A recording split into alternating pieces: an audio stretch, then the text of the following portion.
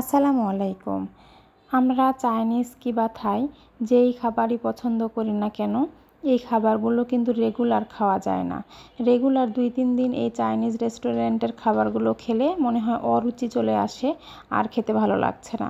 আমাদের প্রাণের খাবার হলো ভাত, ডাল, চচ্চড়ি, ভর্তা এগুলো। তো এগুলো যদি আপনি প্রতিদিন খান তাও কিন্তু অরুচি আসে না। তো সকাল সকাল ঘুম থেকে উঠে গেছি। ঘুম থেকে উঠে ভাবছিলাম যে আজকে সকালবেলা আমরা ভাত খাবো, তো ভাতটা কি দিয়ে পরিবেশন করব, এই জন্য ভাবছিলাম যে চাল কুমড়া আছে বাসায়, চচ্চড়ি করে নিই। আমি চাল কুমড়াটা ছোট ছোট করে কেটে নিয়েছি, একদম পাতলা করে। তারপর আপনার পেঁয়াজ কুচি, কাঁচামরিচ দিয়েছি, আদা রসুন জিরা বেটে নিয়েছিলাম। আমি একদম টাটকা করে বেটে নিয়েছি চচ্চড়ি করার জন্য, যেন খেতে ভালো লাগে এই জন্য। আর দিয়ে দিয়েছি পরিমাণ মতো আপনার লবণ, হলুদ, মরিচের গুঁড়া। তো সবগুলো উপকরণ দিয়ে আমি সুন্দর করে হাত দিয়ে মিশাইতে থাকছি। আর সকালবেলা কিন্তু এভাবে চাল কুমড়ার ভাজা কিংবা আপনার চচ্চড়ি করতে কিন্তু খুব একটা টাইম লাগে না। হাতে আপনার যদি আধা ঘন্টা টাইম থাকে, তো এরকম চচ্চড়ি কিন্তু করে নেওয়া যায়। আমার কাছে মনে হয় চচ্চড়ি যতটা বেশি সময় নিয়ে মাখাবো তত ভালো টেস্ট আসে, এই জন্য আমি কিছুটা সময় নিয়ে একটু মাখিয়ে নিচ্ছিলাম। আর চাল কুমড়াতে আমরা সবাই জানি প্রচুর পরিমাণে পানি থাকে, খুব বেশি পানি দেওয়ার দরকার নেই।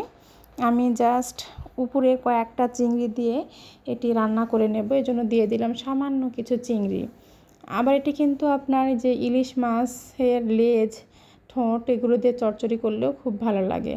তো আমার বাসায় ইলিশ মাছ ছিল না, চিংড়ি ছিল। তো সকালবেলা বাছার সময়ও ছিল না, সামান্য একটু বেছে নিয়ে আমি চচ্চড়ি করার জন্য চলে আসছি। আর এই সামান্য চিংড়িতেই কিন্তু আপনার এই যে চাল কুমড়ার চচ্চড়িটা খুবই টেস্টি হয়। চিংড়ির সঙ্গে চাল কুমড়া খুবই ভালো মানায়। কিছুক্ষণ পর পর আমি একটু নাড়া দিয়ে নেব, যেহেতু বেশি পানি দেই না আর তলায় ধরে যেতে পারে, এই জন্য। দেখতেই পাচ্ছেন চাল কুমড়াগুলো ফুটে আসছে একদম।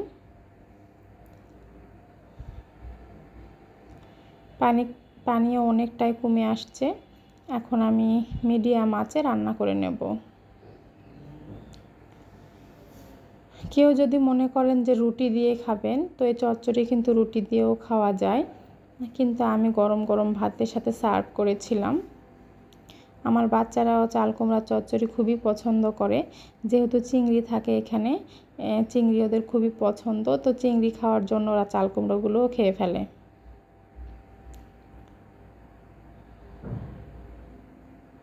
অনেক সময় সকালবেলা দেখা যায় যে ঝুট ঝামেলা হয়, অন্য সবজি কাটতে সময় লাগে, তো সেখানে আমি দ্রুতই চাল কুমড়া কেটে নিয়ে রান্না করতে পারছি, এটা একটা প্লাস পয়েন্ট।